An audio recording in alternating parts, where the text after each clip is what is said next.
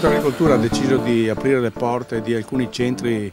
alcune realtà alle cittadinanza e agli studenti per trasferire quelle che sono le attività proprie di Veneto Agricoltura, farle conoscere, far conoscere le realtà che insistono nei territori della Regione Veneto e che operano nel settore agricolo, agroalimentare e forestale. Nello specifico qui siamo a Thiene all'Istituto per la Qualità e le Tecnologie Agroalimentari, che è uno dei più grandi, il più grande centro direi di Veneto Agricoltura,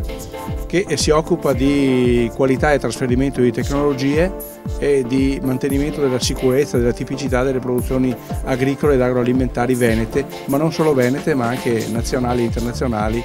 dal momento che l'Istituto opera sempre più con collaborazioni di livello internazionale e di trasferimento e di ricaduta di tecnologie e di innovazioni in ambito internazionale.